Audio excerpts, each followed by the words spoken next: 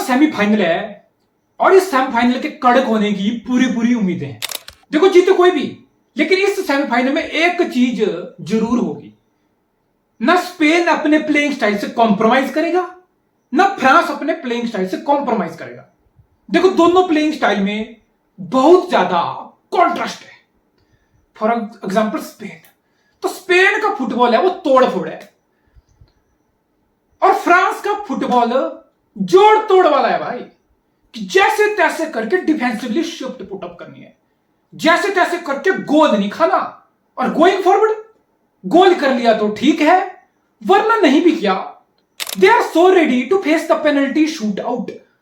यह फ्रांस की स्ट्रेटजी है और डिडियर डेशैम्प इसी स्ट्रेटजी पे चला है। उसको घंटे फर्क नहीं पड़ता भाई कि हमारा इस टूर्नामेंट में ओपन प्ले से 0 गोल है, हमने ऑन गोल और एक पेनल्टी के भरोसे यूरो के सेमीफाइनल पहुंच गए। Don't give a shit about it. उसके लिए टेंशन वाली बात है ही नहीं। उसको पता है कि भाई सेमीफाइनल है और सामने फाइनल है। यहां पे एम्बाप्पे 1-2 गोल मार दे मेरे काम हो जाएगा, यहां पे डेम्बले कुछ कर ले मेरे काम हो जाएगा, यहां पे ग्रीजमैन कुछ कर ले मेरे काम हो जाएगा, यहां पे चूमेनी स्क्रीमर जो पूरा टूर्नामेंट ट्राई कर रहा है, चूमेनी का एक स्क्रीमर यहां निकल जाए नॉकआउट में, मेरा काम हो गया। बंदा इसी फिलॉसफी पे 18 का वर्ल्ड कप जीता है। बंदा इसी फिलॉसफी पे 16 का यूरो का फाइनल पुर्तगाल से खेला है, हारा अलग बात है। बंदा इसी फिलॉसफी से 2 साल पहले कतर में फाइनल खेला है, इसी फिलॉसफी से कि सॉलिड रहना है, डिफेंसिवली मास्टर क्लास पुटअप करनी है, गोइंग फॉरवर्ड देखा जाएगा भाई जो होगा। एक आधा चांस बनाओ, इंडिविजुअल ब्रिलियंस इतनी है गोइंग फॉरवर्ड कि कहीं ना कहीं से लिंकअप ब्रिलियंस आ गई, गोल हो गया, मेरा काम हो गया।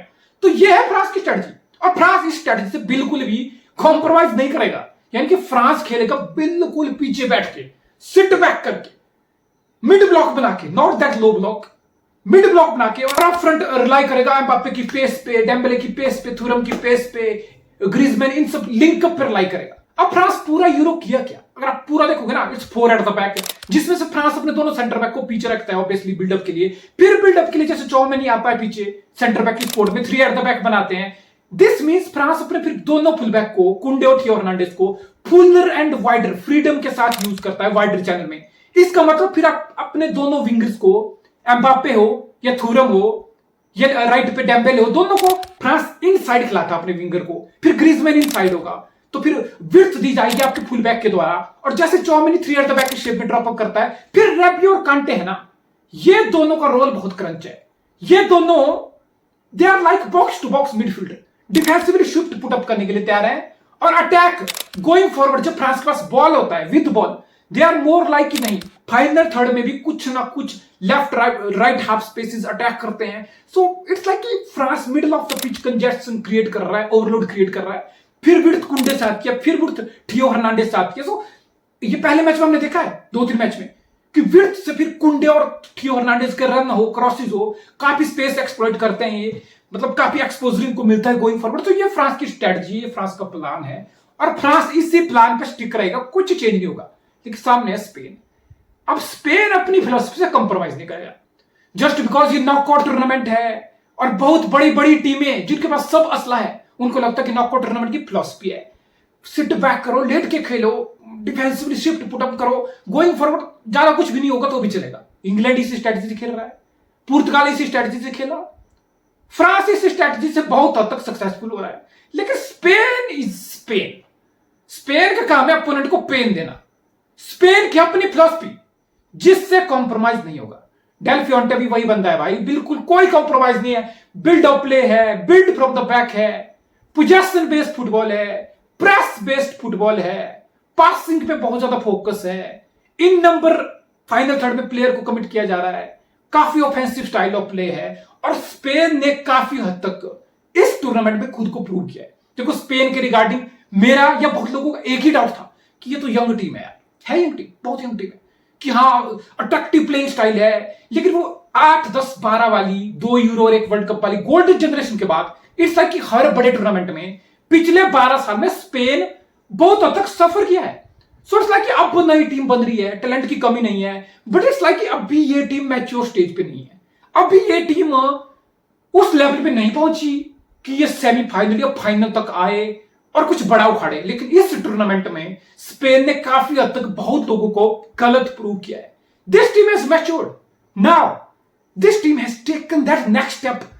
जर्मनी को जो कि इतना तोड़फोड़ खेल रही थी, जिनका एक नेग्लिजमेंट जैसा इंटेलेक्ट मैनेजर था, उस टीम को घर पे उसी के लोगों के सामने एक्स्ट्रा टाइम में, देखो 90 मिनट में हराना एक बात होती है, जैसे गेम एक्स्ट्रा टाइम स्ट्रेच होती है ना, तो तुम्हारी बेंच स्ट्रेंथ टेस्ट होती है, तुम्हारे प्लेयर की फिजिकलिटी तो टेस्ट होती है, मेंटल स्ट्रेंथ टेस्ट होती है, under pressure, nerves, penalty shootout की चीजें ऑलरेडी दिमाग में चल पड़ती हैं, यहां से क्या होगा क्या नहीं होगा, तो नर्व्स कैचअप होती हैं। और फिर जो स्पेन की यंग टीम ने, ओल्मो हो, पैड्रिक गया, Olmo had Olmo change the game for Spain, Moreno आया, गोल मार दिया रूडिगर के सामने से, रूडिगर दांत दिखाता रहा, गोल पड़ गया, 12 की Germany. This mentality shift, I think this is the mentality you need. बड़े टूर्नामेंट जीतने के लिए सिर्फ और सिर्फ अच्छा फुटबॉल नहीं चाहिए होता है, याद रखना। सिर्फ अच्छा फुटबॉल खेल के बड़े टूर्नामेंट जीते जाते ना, तो चैंपियन लीग हर साल सिटी जीतता, यस, रियल मैड्रिड नहीं जीतता भाई। अच्छे फुटबॉल के साथ साथ मेंटलिटी अगर तुम्हारे अच्छे फुटबॉल को मैच नहीं करेगी, कॉम्प्लीमेंट नहीं करेगी, तो तुम उतना आगे नहीं जाओगे। At this time I think this Spain team has mentality to go fucking all the way. मुझे कोई सरप्राइज नहीं होगी, यस, अगर मेरे साथ पूछोगे मैं बोलूंगा हाँ, फ्रांस को एज है। ये फ्रांस की टीम पिछले 5 साल में वर्ल्ड कप जीती है, एक वर्ल्ड कप का फाइनल खेली है। This team knows how to win at the big stage. Didier Deschamps know what it takes to win at big stage. This player, France के सारे प्लेयर, they knows what it takes. एक दो को हटा दो तो एक्सपोजर फ्रांस के पास ज्यादा है, एक्सपीरियंस फ्रांस के पास ज्यादा है, और कहीं ना कहीं क्वालिटी भी, जैसे एक्स्ट्रा टाइम की बातें होंगी, पेनल्टी तक बातें जाएंगी, तो बेंच स्ट्रेंथ की क्वालिटी भी रिलेटिवली फ्रांस के पास ज्यादा है। So what does this mean कि ऑलमोस्ट हर एरिया में कहीं ना कहीं फ्रांस को एक एज है, और फ्रांस इस फाइनल के लिए अगर आप मुझसे पूछो फेवरेट है। बट हियर मी आउट, जो फ्रांस का फुटबॉल है ना, इट्स लाइक तुम सिट बैक करते हो, तुम डिफेंसिव मोड में जाते हो ना, और फिर सामने स्पेन जैसा ओपोनेंट हो जो तुम्हें खा के रखने की, खा जाने की हिम्मत रखता है, जो तुम्हारे ऊपर चढ़ के खेलना पसंद करेगा। सो यस, काउंटर पे फिर आप बोल सकते हो कि फ्रांस के लिए चांसेस बनेंगे, वहां पे एम्बाप्पे, थूरम, डेम्बेले, ग्रिजमैन जैसे लोग इनटू द प्ले आएंगे। हाँ, ये थ्रेट जरूर है, but at the same time अगर आप स्पेन हो ना, मेरे हिसाब से जिस तरीके से स्पेन पूरा यूरो गोइंग फॉरवर्ड चांस बना रहा है, और जितने शानदार ऑफेंसिव इनके लिंकअप हो रहे हैं, बस एटलीस्ट स्पेन थोड़ा क्लिनिकल रह जाए। जब मैं मोराटा को देखता हूं ना, मुझे लगता है कि नहीं भाई, ये बंदा वो स्ट्राइकर नहीं है जिसको कोई टीम खिला के कुछ बड़ा टूर्नामेंट जीत जाए। Let's be honest about it, is not clinical up front.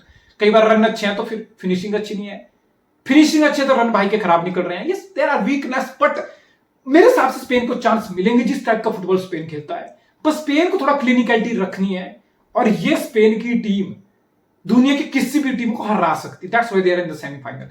France को मैं फिर भी एज दूंगा, और मुझे पता है फ्रांस कैसे खेलेगा, जैसे मैंने बताया। मुझे स्पेन का पता है, स्पेन बिल्कुल चढ़ के offensive football, pressing, passing football खेलेगा। Let's see what happens. एक एक्साइटिंग, थ्रिलिंग सेमीफाइनल जरूर होगा।